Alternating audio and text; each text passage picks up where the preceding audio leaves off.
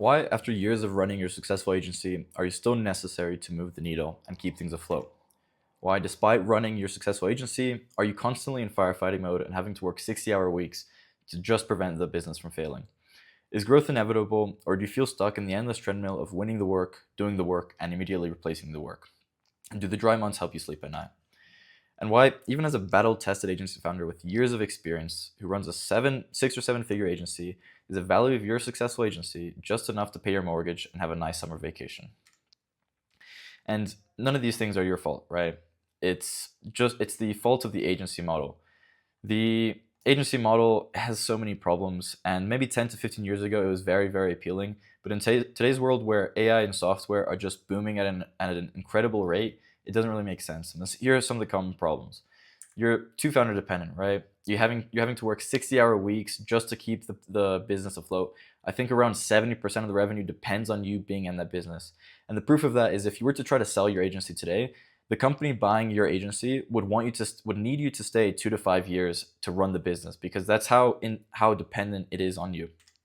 The revenue you make is resetting every month. You're charging on a per project basis. Maybe you have some retainers nowadays with some productized services, but overall, it's not recurring. You can't guarantee that it's going to be there in a year's time.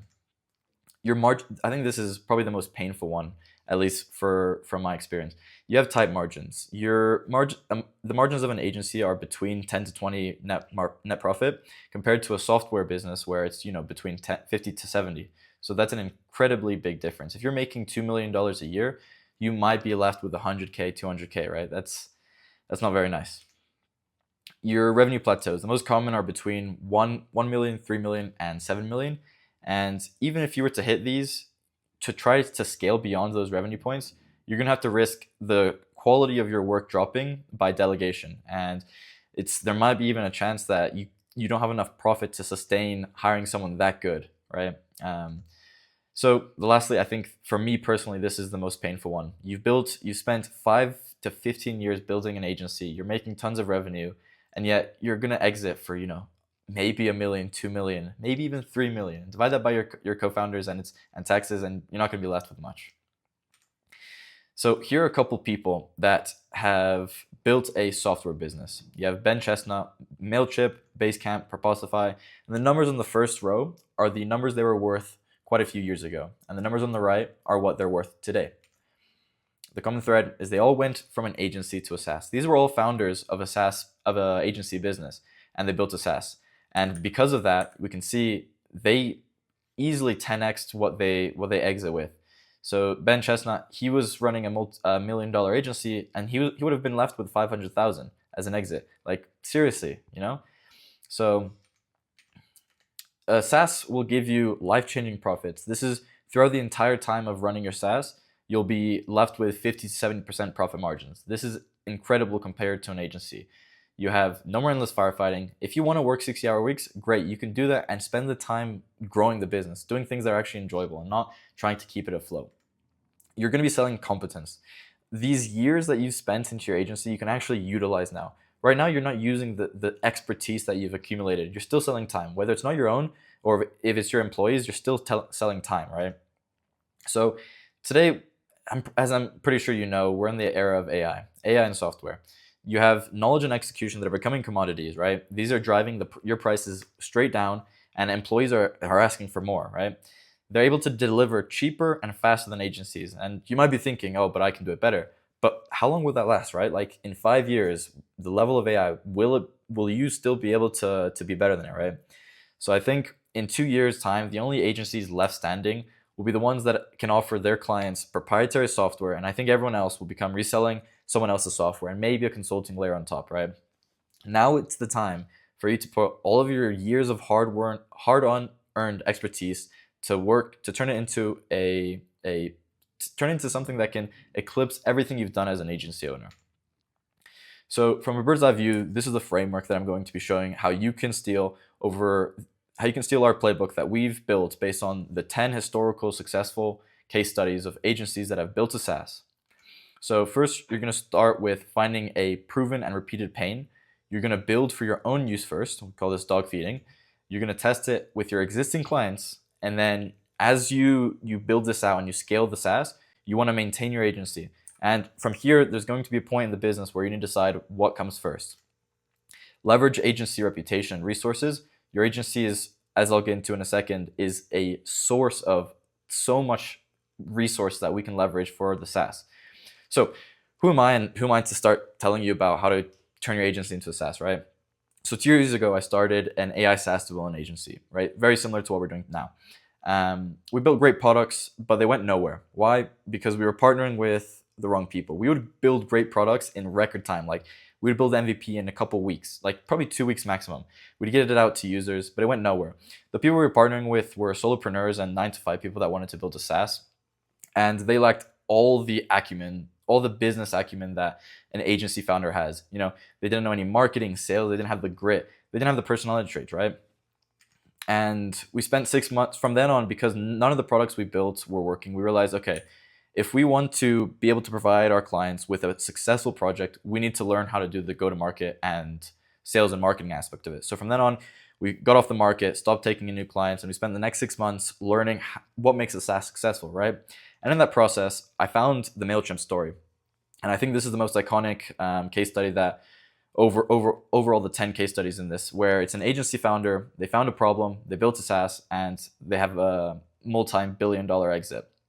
This made me realize, you know, agency founders are the best people to build SaaS products with. And so that's why we decided we're going to partner with agency founders, right? So why agency founders, right?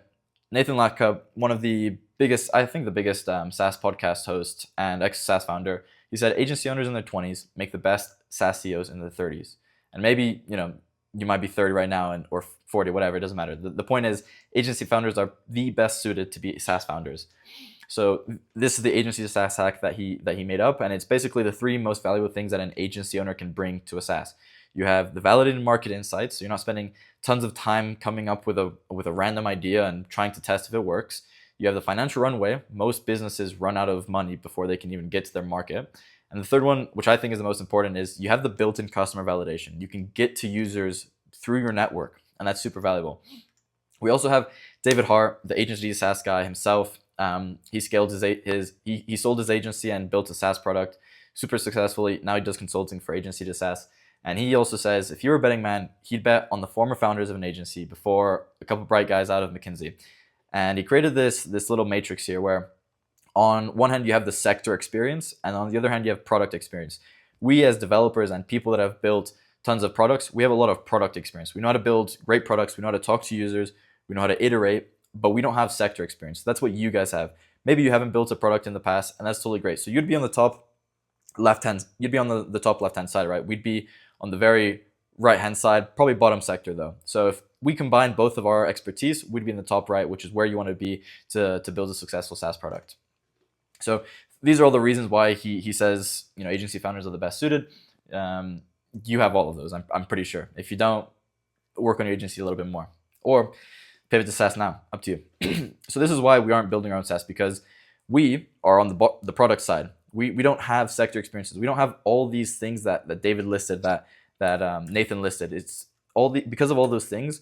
If we were to try to build a SaaS, it would take us years to finally build one that's successful. And the runway required to that is 1/2. We wouldn't have tons of money to put into marketing. And so because that's why we're partnering with agency owners, right? Like our goal is to build our own SaaS product eventually. And our road to get there is to by guaranteeing a SaaS success for other agencies, because they have the things we don't right now. So problem mining, this is the first step, right? We're getting into the framework here. So you need to figure out, what are you going to build, right? So you shouldn't pick from the get-go, but I'm going to show you the 2 directions that you'll end up going into. It should help you understand as you go into the problem mining. So the first option is you can sell to other agencies. These are probably competitors, people that are similar to your business, and you might, offer them a white label service or something like that. This is going to be a higher ticket, and you're going to be ICP, so you really know the pain points. The cons are you probably don't have an acquisition method for closing your competitors, right? But on the other hand, you still have them in your network, I'm pretty sure. On the other hand, you can self-serve for your client segment. So the people your clients that you currently have, you continue serving them, but through a software. and we're going to get into how you can merge it into your service business later on as well. So the pros are you can leverage your clients and your current acquisition, so you're not going to have to build anything from scratch. And the cons are traditionally it's going to be lower ticket. And personally, I'm a fan of really high ticket items. So problem mining. So where do you come up with these ideas, right? All the case studies in here, all of them, came from pain within their business, not a whiteboard. They aren't walking around thinking, oh, this would be a great product in the market. No, this has come from years of experiencing a pain, and they're like, finally, why don't we build a solution around this? So you have Basecamp. They were struggling with project chaos. They couldn't, there was no project management back then in the day, so they built one. Hootsuite, they were a social media marketing or management agency, and they had so many client social accounts that they couldn't manage, and they're like, let's build a software for that. Same for Content Snare. And so all of the case studies, right? If you have an idea already, make sure that it's repeated. It's a repeated problem in your network that you're solving, right? So the key points there is repeated. It's frequently being felt, and it's within your network. Okay. If you don't have an idea, don't worry. Reflect and map the process. I'm gonna contradict myself and say go to whiteboard and map out all the processes. We're not brainstorming here. We're mapping out the processes, trying to reflect on, okay, what processes do we have? What's taking a lot of time? What's really painful? What, if we could solve, is super valuable? So this could be delivery, client side, management, admin, acquisition, etc. As long as it's repeated and it's painful and you can have tech improve it, it might be a good idea, right? We're going to get into how you take this idea and how you validate it, making sure that it works in the market. So you have this idea, right? You think you're onto something. Now what? Full force forward and build something, find a developer, start building? Not just yet. In case you don't know what validation is, right? It's the process of ensuring that a SaaS product solves a real market need and ideally hints that people need it and will pay for it. It's basically, does your idea have legs, right? The chance that your idea has legs is really, really small. David Hart, his agency as side projects, built 15 products before they hit their winner. Just to show you how unlikely it is that the product that you want to build, that the idea you have, is going to work, okay? And the whole goal is to prevent going down expensive rabbit holes, right? It will cost you maybe 1 to 2 weeks of your time, but it can save you so much time. A lot of these agencies spent more than 6 figures into developing and researching and building these things, and when they ship it, it wouldn't work out for them. So this is back in the day, before I think 2011, there wasn't this concept of validation. It was mostly popularized by the Lean Startup book, right? So you have this two-phased approach that we're going to go through. You have desk validation, and then you have external validation. Okay, so desk validation is something obviously you can do at your desk. Okay, so this is basically a business plan for SaaS. And the 5 key areas we're going to investigate is how close are you to this problem? What's the value and time saved? Is the person that you're targeting, is their hair on fire? And we're going to do some market research, competitor analysis, and then basic economics. So firstly, proximity to the problem. You only want to solve problems. I will not work on a project with someone that's trying to solve a problem for someone totally irrelevant to them. And sure, you can succeed with that, but because you're so far away from that problem, you're going to spend hours talking to this person, trying to figure out what exact problems they're having. And like the story of Ford, what do people want? Faster horses? No, they want cars, right?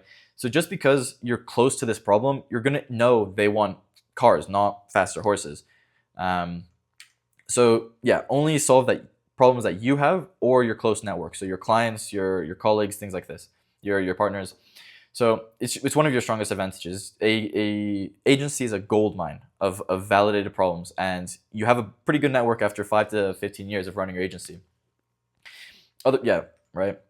So now we're gonna figure out, okay, how much would someone be willing to pay for this? And this is trying to quantify it. So basically, we're gonna do the magic one test.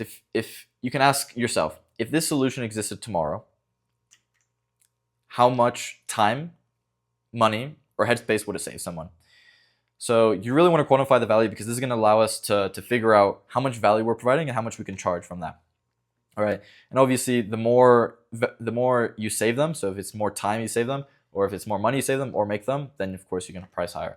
So here's the equation for the value: time saved plus money saved or made, and stress reduced. Stress reduced. I would kind of put that at a much lower impact, because people don't really pay for stress saved, right? But of course, if you want to add it in there, you can. But I would put it like a 1 divided by stress reduced. So head on fire test. This is a common one that we missed out on in a lot of our ideas, because so basically it's trying to ask, okay, is the CEO or whoever you're solving this for, are they laying awake at night about this problem? Are they constantly thinking, man, if only this problem didn't exist, right? Because what ends up happening is you build a product that maybe it's solving something for someone and maybe it's valuable, but the thing is, if it's not painful, really really painful, they're not going to buy it, because they don't people have priorities. They're not going to be thinking, oh, this isn't that important right now, I'm just going to leave it off to the side, right? And that's fair enough. That's how business works. So you're going to want to find problems that are really really painful, okay? And the more painful it is, the more willing people are going to be willing to throw money at you. And this is going to be super helpful later if we want to pre-sell, and just during client acquisition or customer acquisition. So now we're going to get into analyzing the current market, right? So you can use these couple questions to figure out this section. So how are they currently solving this problem? Are they using any hacking alternatives like Google Sheets or things like that? Are the competitors terrible? What is wrong about them? Manual processes, right? And the critical question is, how will my SaaS stand out amongst these? For the competitors, you have to use them. Don't just look at their landing page and be like, oh, we can do this better. We can do this better. One of the case studies, I can't remember which one at the moment. Here. Yeah, Live Help Scout. Good thing I put it here. So if there's no, sorry, I just want to touch quickly. So don't use cheaper or better UI as one of your unique value propositions. This is not a moat. As an agency owner, you have so much data, so much experience in this industry sector, that you should use that in your SaaS. Whether it's to train an AI agent based on all of this, don't make sure your unique value proposition isn't cheaper or better. Never cheaper. That make your UI better. I always agree, but yeah. And what if there's no competitors? What if you find that no one in the space is solving this problem? I would take another look, because it could be that you've found this really, really incredible idea that no one thought of before, which is unlikely. Or you've found an idea that everyone that has tried it has failed, and it's not worth solving. So I'd really be careful if there's no competitors, okay?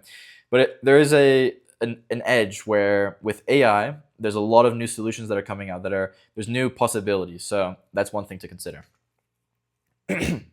Help Scout, yeah, so this is the example I was going to talk about. So they spent 2 years researching their competitors, or researching solutions for their pain point.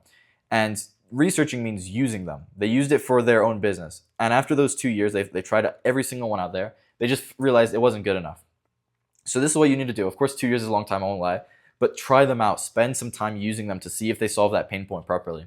And this is why being close to that problem is really helpful, because you can tell if it's yourself that's struggling with it, or if it's a client. You can say, hey, I found this tool. Do you mind using this? Or here, I take a look at this. Maybe it's useful. And if they say it's not, then great, that you know it's not useful, right? So SaaS Economics 101, we're going to get into a bit of math here, but if you want, you can just copy and paste this into ChatGPT to help you work through it. Basically, we want to figure out how much can we make. And there's 2 techniques. We can use bottom-up sizing and time of validation. But overall, just high level, we want to know how much can this be worth in 5 years' time, right? So we want to figure out the how much can we price for this. So with SaaS pricing, usually you're going to find the value that we provide, so what we did earlier, and you're going to divide it by 5 or 3. And this is because someone that's paying for a SaaS, they expect it to give them 5 times more value than they're paying for.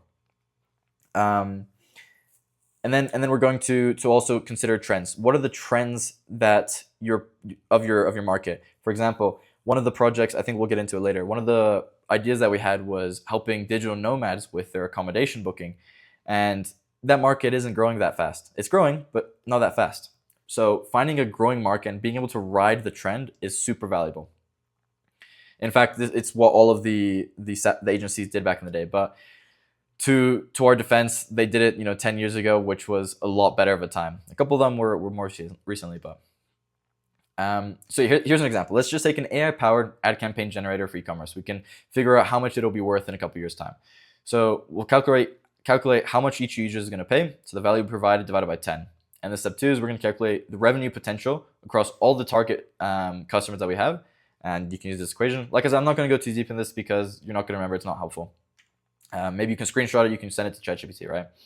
So overall, by year 3, if we have a 1% market penetration, so we've taken 1% of the market, it'll be worth 1.8 million a year. And in 5 years, we'll be making 5.4 million a year. And the valuation, I think this is the key point, is we can sell it for about 20 to 40 million. And this is because SaaS sell between 5 to 10x of their revenue, which is insane if you compare it to the 1 to 2x of an agency. And here's another example that I'll just put on the screen. And this is another way where instead of using more hypotheticals, you look at their current budget that they're spending on solutions. So this way it's a little bit more practical. Are they already spending money to solve this problem, right?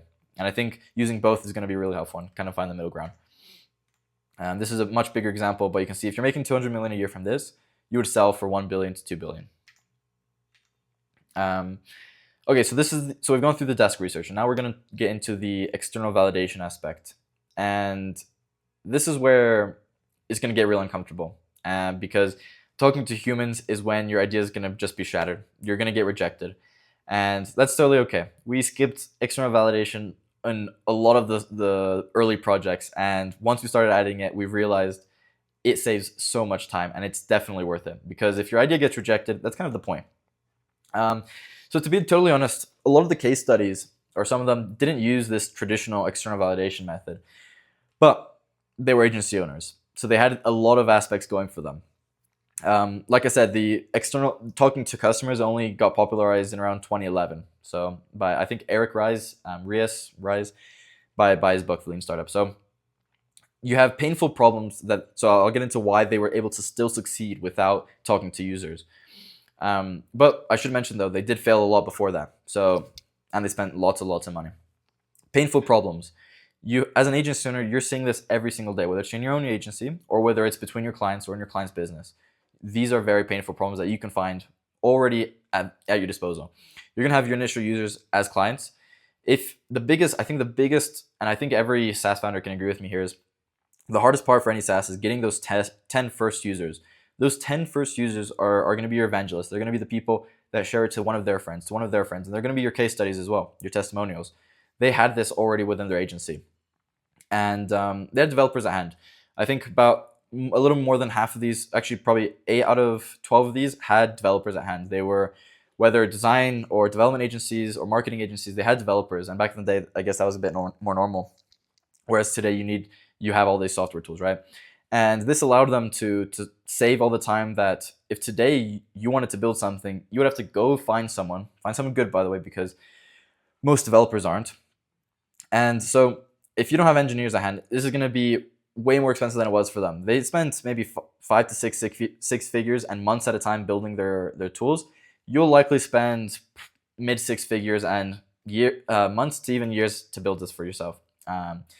So this is a very important step to not skip.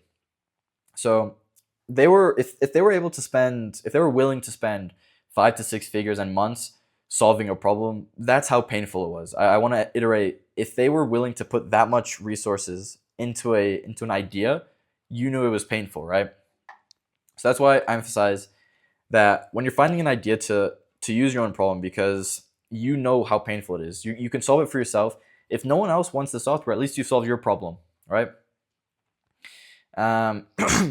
So I also want to add, before we get into the next one, is as the costs to develop get cheaper with AI and just as the markets move, we might get to a point where developing an MVP might be faster and cheaper than validating and talking to customers. But until we get to that day, we're not there yet. So I think we're probably a year or two off that. So until then, talk to customers, and I'll get into a little bit about that. Oh yeah, lastly, they rode the wave. Back when they started, software was just booming, right? And the same way today, AI is probably the fastest growing thing that there has ever been. So we need to ride the wave. So why external validation is uncomfortable. There's 3 common fears, and for all of these, so the firstly, you have nothing tangible to show them. You don't want to go to someone and be like, right? But that's exactly the point. You're not there to talk about your product. You're there to learn about their problems, right? You want to know, do they actually have a problem with, do they have this problem, and how much is it costing them, and all these things. I'm going to get into how we do customer conversations after this, but the second reason is you're scared to blow your one big opportunity to sell.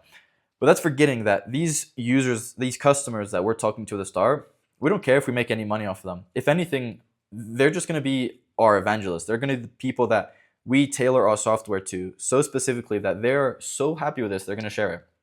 You're not selling to these people. And besides, people love being heard, right? They love hearing, getting their opinions taken down. So, yeah, rejection and idea death. This is once you've failed, or once you've done validation a couple of times and it's killed your idea, you're going to learn how important it is. It's not comfortable having an idea that you're bullish on and then realizing customers don't need this. But it's the part of the process, and it will save you tons and tons of time and money. So the mom test is probably it's a cliche, but it's probably the best book you can read regarding customer interviews. Customer interviews has been consolidated into a pretty nice science today, so I can't provide much unique value into it, but I'll quickly go over it. I'll also give a personal story from one of our projects, and also a textbook example of one of the case studies, how they validated their project. So the mom test book covers the biggest 2 mistakes, which is you ask the wrong questions to the wrong people. Okay, and here's the scenario. I'm gonna quickly go over it. So you ask your mom, I have a business idea. Do you have 5 minutes? Of course, dear. But what she really wants to say is, I'm proud of you and I don't want to hurt your feelings. Of course, tell me about it. Do you like your iPad, Mom? And do you use it a lot? Sure, it's great. But what she's really thinking is, I use it to check my email on the sofa. And then you ask her, would you buy a cookbook app? And I think this is the biggest point I would take away. I love cookbooks. Sounds nice. Does it come with vegan recipes or something special for Christmas? Well, I have plenty of cookbooks. I don't need a computer in my kitchen. It might get dirty. But hey, if my kid made it, I'll try it. I've never bought an app, but don't you need to enter your credit card for that? Let me try to change the subject. So you can see exactly the problems here. You're asking such leading questions, and to someone that wants to help you. Most people, if it's your friends, your parents, your grandma, whatever, they're gonna want to be nice to you. They're not gonna want to crush your ambition. So these are the questions that you should ask. And so if you're building an app for moms, then you can still ask your mom. But when was the last time you used your iPad? You're gathering data. You're not asking leading questions. So you should check in the emails. Okay. Have you used it in the kitchen? No. Why not? Right? These are the type of questions that you need to be asking instead of the leading questions. So basically, I highly recommend reading the mom test if you're getting into building your SaaS. So our personal story from Next Haven. So Next Haven was the problem we were trying to solve was it was time consuming and stressful for accommodation hunting for digital nomads. So I'm a digital nomad, and a lot of my friends were, right? The solution was an AI matchmaker bringing the best fit accommodations from the top platforms and giving it straight to the user. And this, so firstly, I discovered this problem when I was having a conversation with 2 friends, and we were just ranting on about the same problem. We would spend hours a month trying to find a perfect accommodation. It was stressful the week up until our current accommodation would run out.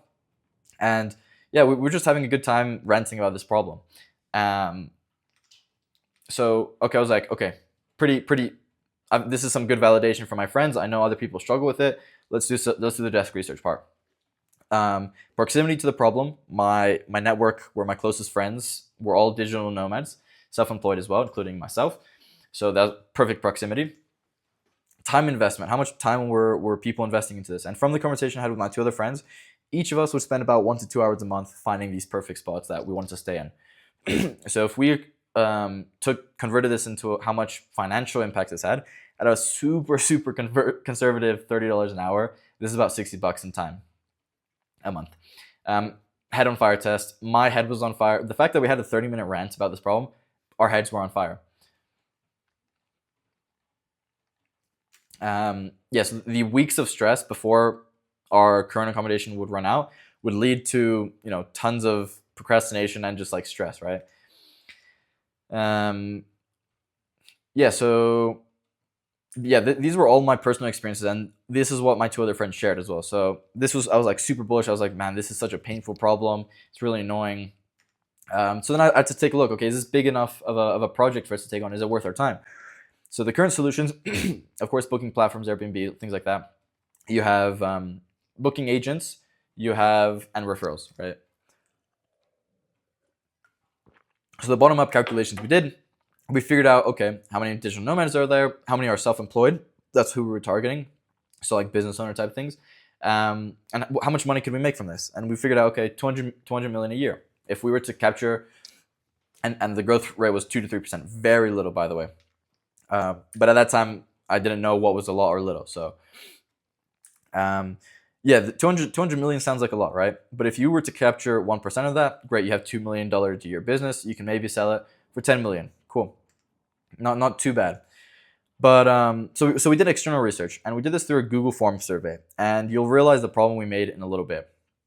So our hypothesis was that people pay for a platform to find better accommodations in less time. And here are the screenshots. I'm not sure if you can read them, but basically we confirmed that the current solutions were inadequate. The time spent was quite a bit less than what we were hoping for, but to this day I still think people spend probably 2 hours a month searching for accommodations for mediocre results. They stay usually between 2 to 4 weeks, and the actual revenue potential, so if we updated all our desk research, it's about 50 million a year. And this was a big problem because at 5% market penetration, the maximum we would make is 2.5 million a year, which if we were to want to sell would be, maybe $10 million, which 10 to 15, which is all right, but it's not as big as we wanted to go. And we actually built an MVP. So yeah, I didn't actually include a slide, but what we ended up doing was like, okay, 2.5 sounds like a lot. We can do this. 5% market penetration is quite a bit, by the way. But anyways, so we built the MVP, and what ended up happening was no one wanted to use it. We gave it to all the people that I was in contact with, including the people that I had those that I rant with. What went wrong was that we skipped direct customer conversations, just talking to them. And this was so cheap on my part because it would have taken me just having a coffee with somebody and talking to them about it. But instead I wanted to be efficient and do a Google Form survey.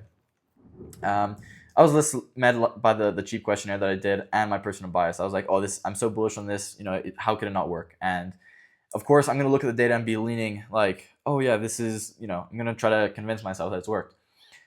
The realization was that we interviewed a tiny niche within a niche. The people I sent the Google Forms to were a tiny segment of the market. So this actual 50%, 50 million market cap wasn't actually what it was. I think it was more close towards $10 million a year, which if it's $10 million, we'd be making 1%, 1 million a year at most, sell for maximum 5 to 10 million. And at that point, it's really not worth our time. Yeah, so, and also what we also realized by talking to people after we built the MVP, I'm like, hey, why aren't you using this, right? They were my friends. I was like, surely they'd use it if they're my friend. And most prospects saw an accommodation as a personal expense, not a business expense. And we thought it was a business expense. Like our personal accommodation when we're traveling is a business expense.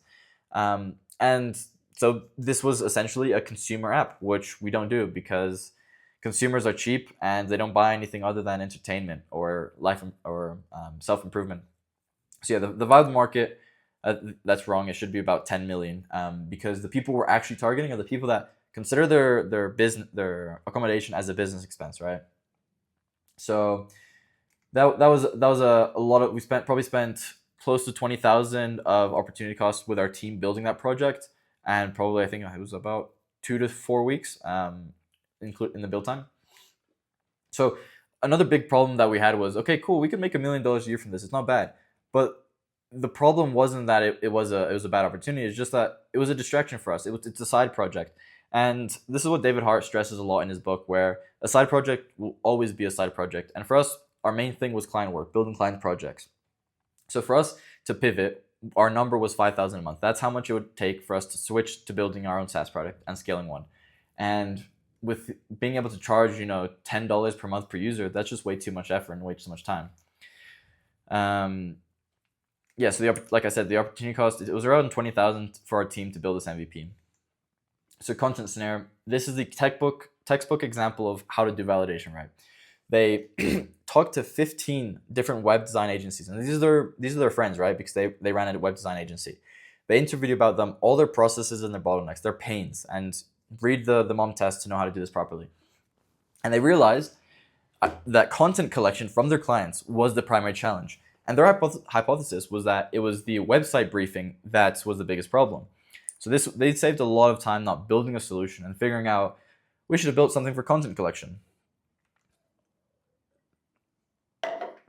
So they took it a step further. So this is already super great. Talking to 15 potential customers is phenomenal. This is textbook, right? And they took it a step further and they pre-sold it. They had a simple website requesting emails in exchange for discounts.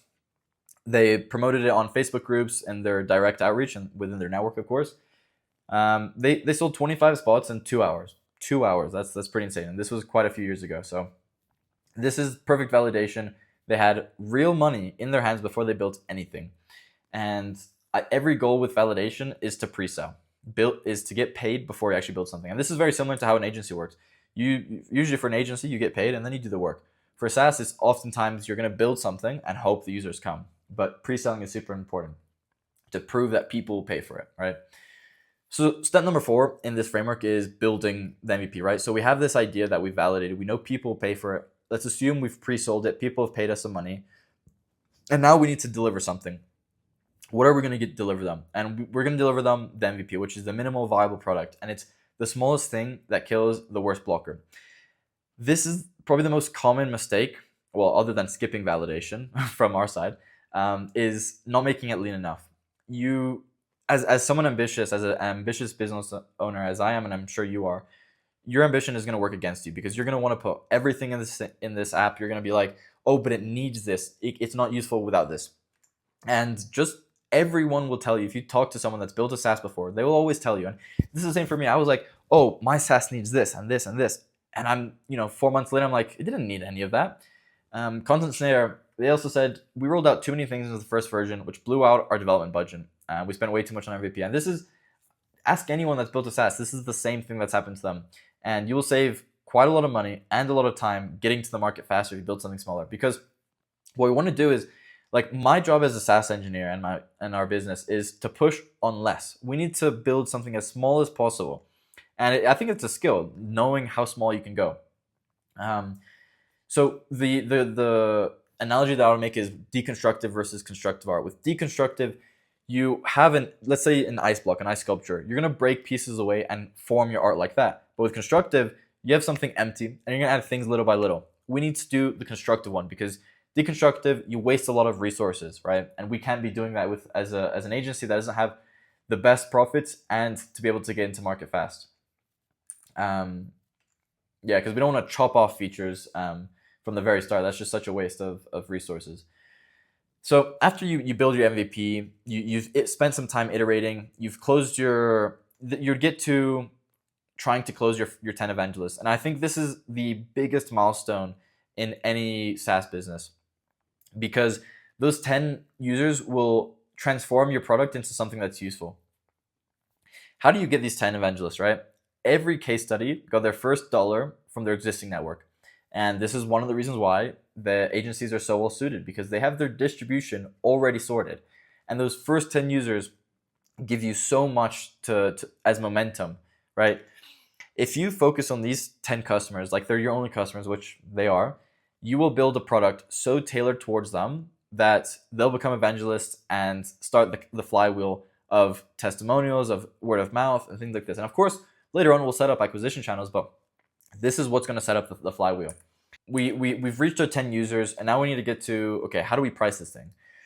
And I think this comes to on a specific basis. There's no right size fits all. Within the 12 case studies that we looked at, or 11 case studies, sorry, they did everything, right? You can add the SaaS as a low ticket offer as part of your value ladder.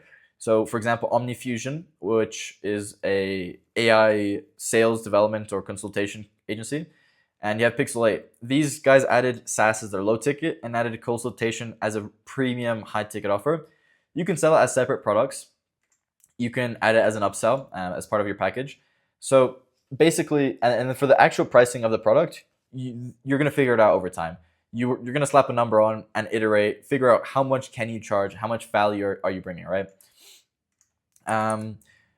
So, and this is what we help our clients figure out. What's the best way to put this SaaS into our agency? And we'll get into how this dynamic is going to work between SaaS and agency in a bit. So with a go-to-market engine, you guys are business owners. There's not much fundamentals I can share here. I'll probably make a video going really deep into SaaS going to market. But basically, you want to pick one primary channel where your customers live. This could be if you're targeting, 50-year-olds, you're probably not going to pick social media. But most importantly, you want to leverage your existing acquisition channels from your agency. If you're already doing LinkedIn marketing, stick to LinkedIn marketing. And when you're finding an idea, we're also going to be looking at, okay, what are potential marketing strategies? And we will evaluate what existing acquisition strategy you have and compare that and use that as a strength. So here are a couple examples. We have MailChimp, which is the unicorn. They were just using freemium. All of their initial users were their clients. They have a viral footer in their email form. So at the very bottom, it was sent by MailChimp, and this helped them scale exponentially. And they focused heavily on content, SEO. For Basecamp, this was also content, a lot of word of mouth. They become experts at project management, and so that's where they got a lot of their users. A lot of education and freemium, more SEO, all right? So for the reason I'm skipping over this is because it's not really important what go-to-market channel you pick, because as long as it's tailored towards your strengths and weaknesses and your customers actually live there, and you can stick to that one long enough for it to work out. So yeah, like the specifics, I wouldn't say copying one is going to make you succeed over the other. This is where just having good fundamental knowledge of SaaS going to market would help, and setting up acquisition. So for funding, I think every agency funded the initial SaaS themselves through their agency cash flow. And this is one really, really important thing about an agency is you don't have to give your valuable equity away to get that initial funding. So later on, depending how fast and how big you want to go, you can get external funding. And this is what a couple of them did. But bootstrapping will preserve your equity and your control. MailChimp exited for $12 billion. They didn't get any funding. Bootstrapped all the way. So we have Basecamp as well that bootstrapped. Content Snare also. So there's a lot of bootstrap success, and same for funded examples. Me personally, I'm a fan of bootstrapping. If your agency can fund it, it should. Of course, if it's a bit riskier, maybe look on taking like a crowdsourcing round from family and friends, or even clients, or even get the pre-sales to pay for it, right? So you have customer funded ones. That was probably in one of my other slides, but so yeah. So we're at the point where you're scaling, you have an acquisition channel in place, your project's growing, compounding over time, and now you need to figure out how is this dynamic going to work between your agency and your SaaS, and which comes first. That's where you're going to have to decide. One has to be your side project. David Hart is very adamant on this. You can't make both your primary project. And so yeah, the split focus, as you know, focus is super important. And if you split it between two businesses, it's not going to do so well. It doesn't have to be now though. You don't have to decide, okay, I'm going to kill the agency now. This can be a slow transition period. In fact, a lot of the case studies went through different approaches. So for example, you can make a clean break, sell your agency, or just shut it down, whichever one is more convenient for you. And this is where David Hart's book was actually super helpful in understanding the different aspects of how you can go about this process. So you can sell it, and then you can also spin it out, where your agency becomes a totally other business. Maybe one of the founders sticks on this, and the other founders go to here. Or you can hire someone that can run it and runs the agency, right? That would be great. I think that's the best world scenario because you can't sell it for that much. Or you can do it in hybrid where you run both, and there's one that's your primary offer and the other one's kind of an on-top offer. So Pixel 8, they are for Edit Cloud, for example, they do cloud editing software for production, and they offer premium consulting services on top of their software, and they have both aspects of their business. But you're still neither going to figure out, are you an agency with a SaaS product, or are you a SaaS product with a consulting layer on top, so that you can pour your efforts into the right one. So overall, to summarize this entire framework, you want to find a problem in your agency. This is recurring pain. Make sure it's painful. Validate it through desk research and interviews, those two methods of validation. You want to build the smallest possible MVP. And remember, one of the biggest mistakes is skipping validation and then building something too big at the start. We want constructive art. We want to build things from the user's feedback, from the use of the small thing that we have, instead of taking off features that aren't being used. We want to get our 10 evangelists, not 10 users, 10 evangelists. We build this software directly for them, and they're going to simulate. We can extrapolate their behaviors to the entire rest of the market, so that if we build it perfectly for them, the entire market will have the perfect use case as well.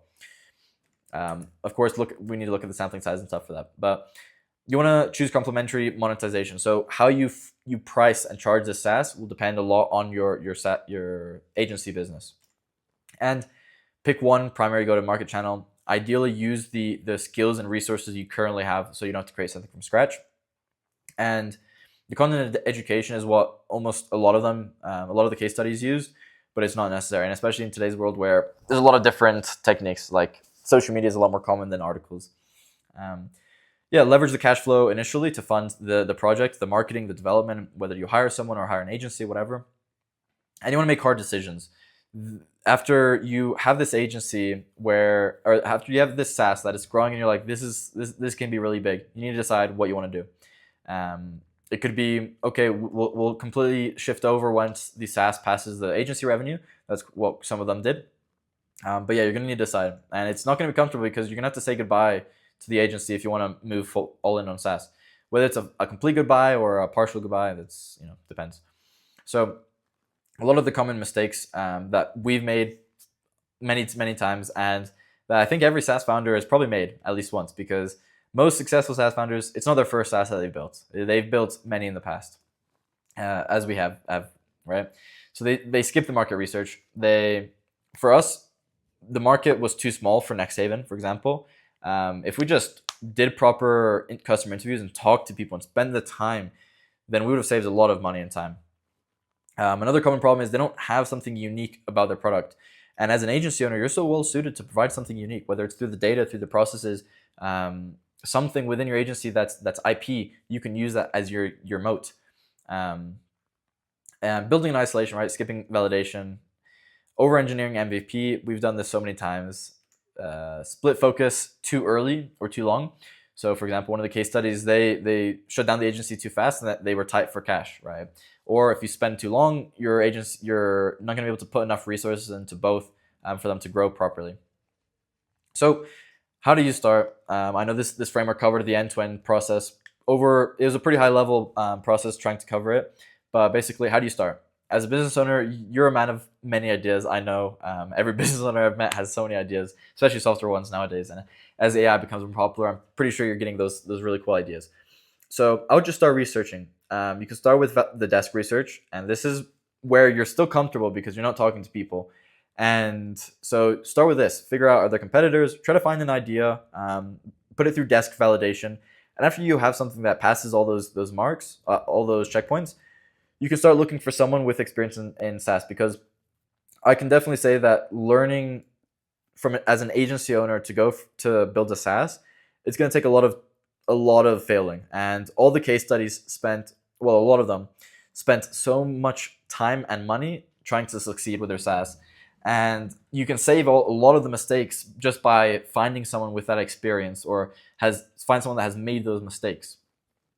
So I just want to, final urge you that your competitors, they're already exploring building their own SaaS solutions. One guy I'm talking to, he has his email marketing agency. He's building an agentic SaaS for email marketing to replace himself. And the first agencies that act will be the ones that succeed, because they will be selling their SaaS to other agencies in the future. Agencies in the future will just be reselling software with a consultation on top, pretty much.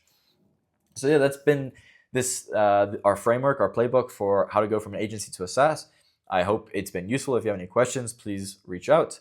And yeah, if you love a roadmap call to figure out how your agency can build its own SaaS, I'd love to talk to you. It's not a sales pitch or anything. I just genuinely love to help you build a SaaS, because I believe soon enough agencies are going to be extinct, and I don't want that to be you. But yep, thank you so much.